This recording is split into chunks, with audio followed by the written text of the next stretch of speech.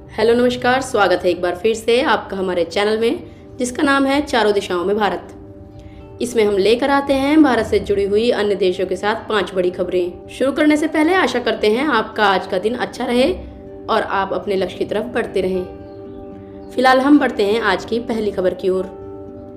आज की पहली खबर यूएसए से। रटगर्स विश्वविद्यालय में फलस्तीन समर्थित प्रदर्शन में दिखे कश्मीरी झंडे, नाराज हुए भारतीय अमेरिकी। फलस्तीन के समर्थन में इन दिनों अमेरिका के विभिन्न विश्वविद्यालयों में विरोध प्रदर्शन हो रहे हैं। ऐसे ही प्रदर्शन के दौरान न्यू जर्सी स्थित रटगर्स विश्वविद्यालय में प्रदर्शनकारी छात्रों ने फलस्तीन और कुर्द झंडों के साथ ही कश्मीर के अलगाववादी झंडे भी लहराए। इस पर भारतीय अमेरिकी संगठनों ने नाराजगी जाहिर की है। भारतीय अमेरिकी समूह ने रटगर्स विश्वविद्यालय के चांसलर द्वारा कश्मीरी झंडे लहराने की अनुमति देने की आलोचना की और कहा कि इससे गलत संदेश जाएगा। शुक्रवार को रटगर्स विश्वविद्यालय में विरोध प्रदर्शनों का नेतृत्व कर रहे समूह ने बताया कि रटगर्स यूनिवर्सिटी प्रशासन ने उनकी 10 में से 8 मांगे मान ली हैं। इनमें से एक मांग ये भी है कि दुनिया भर में जिन लोगों पर कब्जा है उनके झंडे लहराए जाएं, जिनमें फलस्तीन, कुर्द के साथ ही कश्मीर का झंडा भी शामिल है। हालांकि ऐसी खबर आ रही है कि यूनिवर्सिटी प्रशासन ने ऐसी कोई मांग नहीं मानी है। कई भारतीय अमेरिकी संगठनों ने इस पर नाराजगी जताई है। हिंदू अमेरिकन फाउंडेशन के सुहाग शुक्ला ने सोशल मीडिया पर साझा एक पोस्ट में लिखा कि यूनिवर्सिटी प्रशासन झुक गया है। एक अन्य संगठन coalition of Hindu of north America COHNA ने भी यूनिवर्सिटी प्रशासन की आलोचना की और कहा कि इससे कश्मीर के अल्पसंख्यक समुदाय को नफरत और गुस्से का सामना करना पड़ सकता है। बढ़ते हैं दूसरी खबर की ओर, जो कि कनाडा से। भारत ने कराई हरदीप सिंह निज्जर की हत्या, कनाडा के शीर्ष नेता जगमीत सिंह ने लगाए गंभीर आरोप। बता दें कि कनाडा के शीर्ष नेता जगमीत सिंह ने आरोप लगाया है कि हरदीप सिंह निज्जर की हत्या भारत ने कराई है। जगमीत सिंह इससे पहले भी भारत पर आरोप लगा चुके हैं। एक तरफ जगमीत सिंह भारत पर आरोप लगा रहे हैं, वहीं दूसरी तरफ कनाडा की पुलिस अभी तक ऐसा कोई सबूत पेश नहीं कर सकी है जिससे पता चले कि निज्जर की हत्या में भारत का हाथ है। सोशल मीडिया पर साझा एक पोस्ट में जगमीत सिंह ने लिखा कि भारत सरकार ने कातिलों की मदद से कनाडा की धरती पर कनाडा के नागरिक की हत्या कराई, वो भी एक पूजा स्थल पर। आज इस मामले में 3 लोगों की गिरफ्तारी हुई है। मैं साफ कर दूं कि कोई भी भारतीय एजेंट या भारत सरकार का कोई आदमी इस मामले में संलिप्त पाया जाए तो उसके खिलाफ कनाडा के कानून के मुताबिक सख्त कार्रवाई की जानी चाहिए। कनाडा में लोकतंत्र और अभिव्यक्ति की आज़ादी के लिए हरदीप सिंह निज्जर को न्याय मिलना जरूरी है। जगमीत सिंह कनाडा की राजनीतिक party new democratic party NDP के नेता हैं। जगमीत सिंह की NDP पार्टी का PM जस्टिन ट्रूडो की पार्टी के साथ गठबंधन है। बीते साल कनाडा के PM जस्टिन ट्रूडो ने भी भारत पर निज्जर की हत्या में शामिल होने का आरोप लगाए थे। भारत ने कनाडा PM के आरोपों को बेतुका बताया था।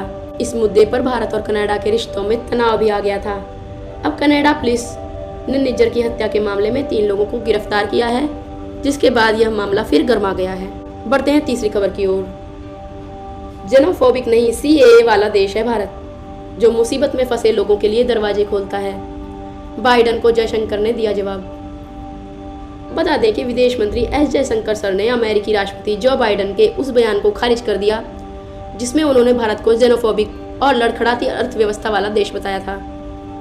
बाइडन को जवाब देते हुए विदेश मंत्री ने कहा कि पहली बात तो भारत की अर्थव्यवस्था लड़खड़ा नहीं रही है, क्योंकि हम दुनिया की 5वीं अर्थव्यवस्था हैं और जल्द ही तीसरी बनने वाले हैं। और दूसरी बात, हमारा देश जेनोफोबिक भी नहीं है। जयशंकर ने कहा कि भारत CAA वाला देश है, जो मुसीबत में फंसे लोगों के लिए अपने दरवाजे खोलता है। इकोनॉमिक टाइम्स से बात करते हुए उन्होंने इस बात पर प्रकाश डाला कि भारत हमेशा विविध समाजों के लोगों के लिए खुला स्वागत करने वाला रहा है। जयशंकर ने पश्चिमी मीडिया के एक वर्ग द्वारा गढ़ी गई कहानी के बारे में भी बात की और अमेरिकी विश्वविद्यालयों में चल रहे विरोध प्रदर्शन के उदाहरण के साथ इसका समर्थन किया। उन्होंने पक्षपातपूर्ण कवरेज के लिए पश्चिमी मीडिया के एक वर्ग की आलोचना की। जयशंकर सर ने सुझाव दिया कि यह बहुत वैचारिक है और बिल्कुल भी उद्देश्यपूर्ण रिपोर्टिंग नहीं है। उन्होंने कहा कि मीडिया का यह वर्ग वैश्विक कथा को आकार देना चाहता है और भारत को भी निशाना बना रहा है। चौथी खबर नेपाल से।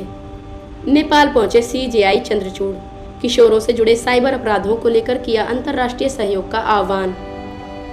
बता दें कि भारत के प्रधान न्यायाधीश CJI DY चंद्रचूड़ इन दिनों 3 दिवसीय विदेश यात्रा पर नेपाल में हैं।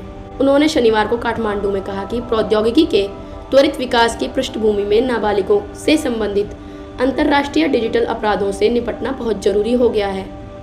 इसके लिए किशोर न्याय प्रणालियों को अंतर्राष्ट्रीय सहयोग बढ़ाकर एवं सर्वोत्तम प्रथाओं को साझा करके सामंजस्य स्थापित करना होगा। न्यायमूर्ति चंद्रचूड़ नेपाल के प्रधान न्यायाधीश CJN विशंबर प्रसाद श्रेष्ठ के निमंत्रण पर नेपाल की 3 दिवसीय आधिकारिक यात्रा पर यहाँ आए हैं।